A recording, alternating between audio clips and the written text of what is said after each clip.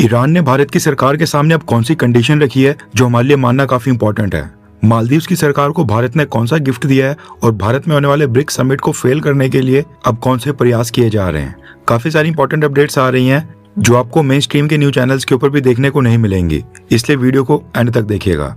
सबसे पहले बात करते हैं भारत और न्यूजीलैंड के बारे में। दरअसल न्यूज निकल कर आ रही है कि भारत और न्यूजीलैंड ने जो फ्री ट्रेड एग्रीमेंट की नेगोशिएशंस सक्सेसफुली कंक्लूड की थी, उसको साइन करने के लिए न्यूजीलैंड के trade minister Todd McClay Bharat की यात्रा पर आ रहे हैं।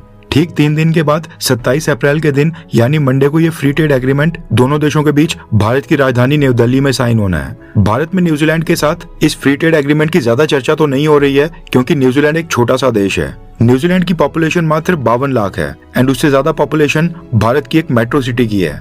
और जीडीपी के मामले में न्यूजीलैंड की जीडीपी $278 बिलियन के आसपास है।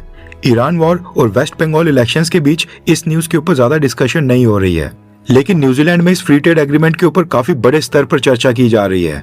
काफी सारे विरोध के बाद भी न्यूजीलैंड के प्राइम मिनिस्टर क्रिस्टोफर लक्सन ने भारत के साथ इस फ्री ट्रेड एग्रीमेंट को नहीं रोका है। उनको वहां पर सहयोगी पॉलिटिकल पार्टीज ने सरकार गिराने की भी धमकी दे दी थी। इवन कैबिनेट के कुछ मिनिस्टर्स भी ओपनली इस फ्री ट्रेड एग्रीमेंट का विरोध कर रहे थे, लेकिन फिर भी क्रिस्टोफर लक्सन ने भारत के साथ इस फ्री ट्रेड एग्रीमेंट को ग्रीन सिग्नल दे दिया है, क्योंकि उनको पता है कि 140 करोड़ लोगों की पॉपुलेशन वाली मार्केट का क्या महत्व होता है। उसके लिए कुछ हजार वीजास भी देने पड़े तो उसमें कोई प्रॉब्लम नहीं है। हमारे लिए भी गुड न्यूज ये है कि अमेरिका के टैरिफ्स के बीच भारत के एक्सपोर्टर्स को एक और एक्सपोर्ट मार्केट मिल जाएगी और भारत से स्किल वर्कर्स वर्क परमिट के ऊपर न्यूजीलैंड जा पाएंगे। एंड इसके साथ ही न्यूजीलैंड अगले 15 सालों में भारत के अंदर $20 बिलियन की इन्वेस्टमेंट करने वाला है। इसके साथ ही न्यूज निकल कर आ रही है कि भारत की सरकार ने मालदीव्स की सरकार की मदद की गुहार को सुन लिया है और मालदीव्स में चल रहे सबसे बड़े फाइनेंशियल क्राइसिस के बीच भारत ने मालदीव्स को 3000 करोड़ इंडियन रुपीस की करेंसी स्वैप देने की घोषणा की है। ये मदद भारत ने सार्क करेंसी स्वैप फ्रेमवर्क के तहत दी है। साल 2024 में मालदीव्स के प्रेसिडेंट मोहम्मद मिजू भारत की यात्रा पर आए थे।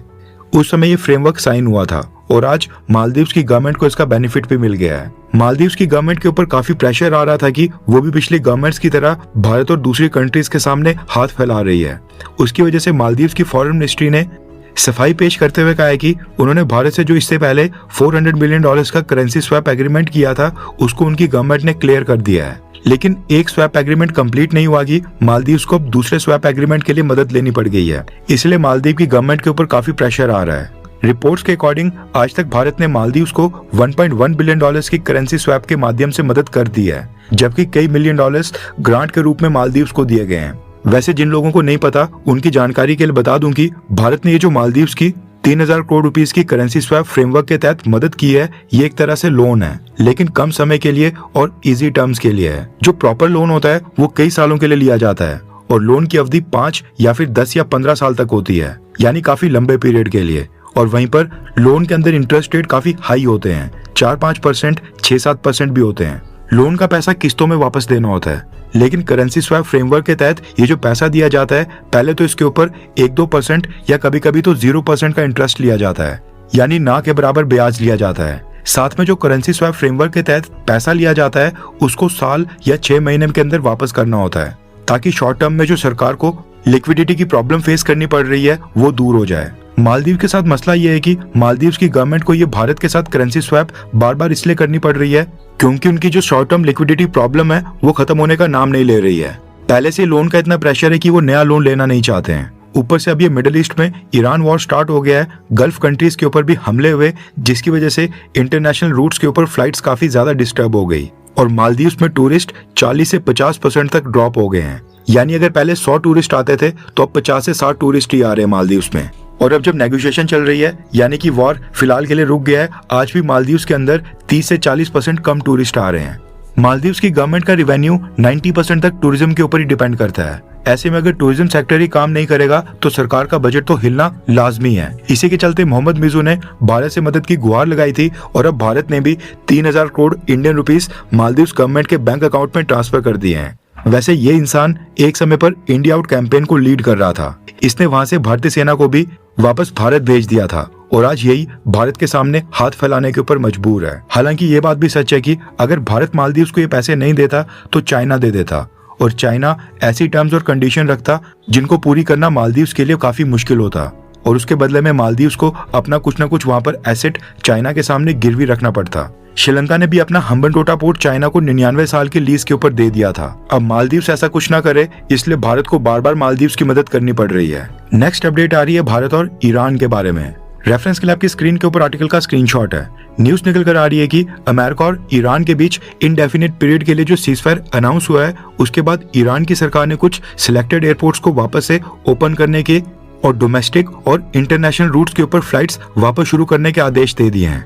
ईरान ने अनाउंस किया है कि वो फेस्ड मैनर में 1 बाय 1 सभी रूट्स के ऊपर फ्लाइट्स वापस से स्टार्ट कर रहे हैं। यानी कि जिन लोगों को ईरान से बाहर जाना है वो भी जा सकते हैं और जिन लोगों को ईरान आना है वो भी अब आ सकते हैं। मसला ये है कि ईरान ने भारत के साथ भी फ्लाइट कनेक्टिविटी को वापस से स्टार्ट करने की परमिशन दे दी है। इसी चीज को देखते हुए ईरान में जो भारत की एम्बेसी है उसने एक बार फिर से इंडियंस के लिए ट्रैवल एडवाइजरी जारी कर दी है। ईरान में भारत की एम्बेसी ने कहा है कि भले ही फ्लाइट्स वापस से शुरू हो रही हों, लेकिन अभी भी इंडियंस को साफ तौर पर ये संदेश दिया जा रहा है कि वो ईरान की यात्रा ना करें, ना ही एयर रूट के जरिए और ना ही लैंड रूट के जरिए। कुछ एयरपोर्ट्स और फ्लाइट्स लिमिटेड तौर के ऊपर वापस से स्टार्ट हो रही हैं, लेकिन एयर स्पेस और ऑपरेशनल अनसर्टेनिटीज अभी भी बनी हुई हैं। इसलिए इंडियंस को सलाह दी जाती है कि वो ईरान की यात्रा ना करें। इसके साथ ही न्यूज निकल कर आ रही है कि भारत और ब्रिटेन के बीच न्यू दिल्ली में close door strategic meeting start हो गई हैं। हर साल भारत और ब्रिटेन के बीच इंडिया यूके स्ट्रेटेजिक डायलॉग नाम की स्ट्रेटेजिक मीटिंग्स होती हैं, जिसमें दोनों देशों के नेशनल सिक्योरिटी एडवाइजर्स हिस्सा लेते हैं। इस मीटिंग में लिए गए फैसले और नेशनल सिक्योरिटी से रिलेटेड फैसले तो कई बार पब्लिक में भी डिस्कस नहीं किए जाते हैं। न्यूज आ रही है कि national security adviser Ajit Doval sir और यूके के एनएसए जोनाथन पॉवेल ये दोनों भारत की राजधानी दिल्ली में हाई लेवल की मीटिंग्स कंडक्ट कर रहे हैं और खालिस्तानी एक्सट्रीमिज्म से लेकर defence collaboration, defence manufacturing, intelligence sharing और कई सारे मुद्दों के ऊपर चर्चा हो रही है।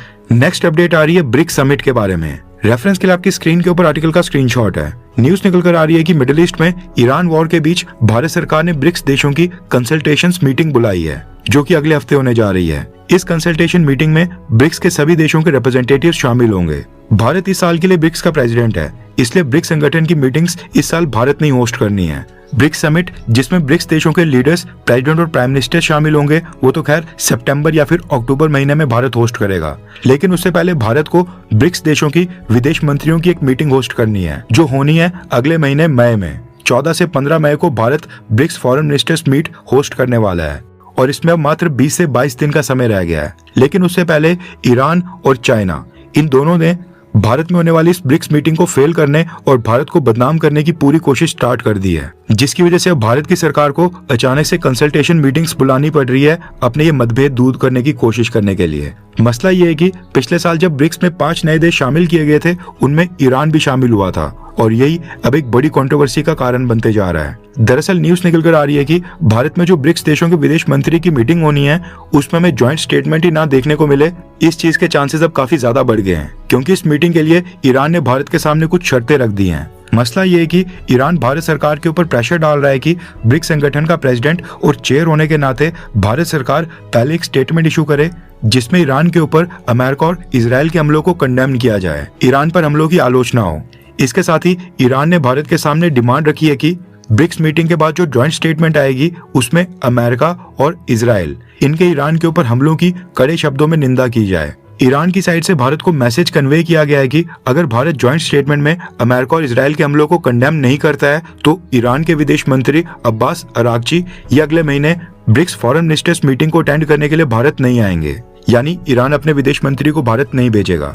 भारत के लिए मसला ये है कि अगर ईरान की बात मान ली और ज्वाइंट स्टेटमेंट में ये मेंशन कर दिया कि ईरान के ऊपर जो इजराइल और अमेरिका ने हमला किया, भारत उसका विरोध करता है या आलोचना करता है, तो इसकी वजह से इजराइल नाराज हो ना हो। इजराइल तो चलो हमारी बात समझ भी लेगा, लेकिन अमेरिका और यूएस प्रेसिडेंट डोनाल्ड ट्रंप ये जरूर नाराज हो जाएगा। इसलिए भारत सरकार इस समय असमंजस की स्थिति में आ गई है कि ज्वाइंट स्टेटमेंट के मसले के ऊपर क्या करना है। बीच का रास्ता निकालने की कोशिश की जा रही है, क्योंकि अगर भारत में होने वाले ब्रिक्स समिट और फॉरेन मिनिस्टर्स की मीटिंग में ज्वाइंट स्टेटमेंट नहीं आती है, तो फिर इस समिट को फेलियर के रूप में देखा जाएगा और ऐसा देखा जाएगा कि भारत के अंदर कोई मीटिंग हो रही है और भारत उसके ऊपर एक कंसेंसस बनाने में फेल हो गया। बस यही कारण है कि भारत सरकार ने कंसल्टेशन मीटिंग्स बुलाई है और ये सारे मसले पहले ही सॉल्व करने की कोशिश की जा रही है, ताकि 14 से 15 मई को जब ब्रिक्स देशों के फॉरेन मिनिस्टर्स भारत आए, उस समय यहाँ पर कोई ड्रामा क्रिएट ना हो। ऐसा नहीं हो कि कोई ज्वाइंट स्टेटमेंट की वजह से उस समय ब्रिक्स कंट्री की मीटिंग्स फेल हो जाए। अब आपको क्या लगता है कि ब्रिक्स कंट्री की जो जॉइंट स्टेटमेंट आती है उसमें इजराइल और अमेरिका के हमले को मेंशन करना चाहिए? क्या भारत को इस मसले के ऊपर ईरान की तरफ देनी चाहिए, हाँ या फिर ना? नीचे कमेंट करके अपनी राय जरूर बताएं। यहाँ तक अगर आपने हमारी वीडियो देख ली है तो इसका मतलब है कि आपको हमारी ये वीडियो काफी अच्छी लगी होगी। भारत की फॉरेन पॉलिसी, हमारी अर्थव्यवस्था और डिफेंस से संबंधित काफी सारी इंपॉर्टेंट न्यूज होती हैं जो बाकी चैनल्स कवर नहीं कर रहे हैं या फिर बाकी चैनल्स मिस कर देते हैं। हम वो सारी इंपॉर्टेंट न्यूज कवर करने की कोशिश करते हैं। प्रॉब्लम ये है कि अब हम चीजों को थोड़ा और प्रोफेशनल लेवल के ऊपर लेना चाहते हैं, टीम को बड़ा करके चैनल के ऊपर अपग्रेड्स करना चाहते हैं ताकि और भी बेटर और प्रोफेशनल वीडियोस आपके लिए हम लाते रहें। हम चाहते हैं कि बेटर रिसर्च करके ग्लोबल थिंक टैंक्स की रिपोर्ट्स, इंटरनेशनल पॉलिसी पेपर्स और ग्लोबल लेवल के ऊपर भारत के लिए कौन सी चुनौतियां आ रही हैं उसको डिटेल में स्टडी करके आप तक और बेटर तरीके से पहुंचाया जाए। इसके लिए हमें रिसर्च, एडिटिंग और कंटेंट क्वालिटी को इम्प्रूव करना होगा और उसके लिए टीम भी एक्सपैंड करनी होगी। ऑनेस्टी के साथ मैं आपको बताना चाहता हूं कि हमारे पास इस चैनल को नेक्स्ट लेवल के ऊपर लेने के लिए जुनून और जज्बा ये दोनों ही हैं। एक दिशा भी है जिसकी तरफ हम आगे बढ़ना चाहते हैं, लेकिन फंड्स की कमी आ रही है। हमें बस आपके सपोर्ट की जरूरत है जो आप हमारे चैनल का मेंबर बनकर हमें दिखा सकते हैं। हमने इंडियन अफेयर्स चैनल के ऊपर मेंबरशिप स्टार्ट कर दी है और मेंबरशिप को ज्वाइन करने का लिंक वीडियो के डिस्क्रिप्शन में दे दिया गया है, जहां से आप बहुत ही आसानी से चैनल को ज्वाइन कर सकते हैं। एंड ऐसा नहीं है कि आपको चैनल मेंबर बनने का कोई भी बेनिफिट नहीं होगा।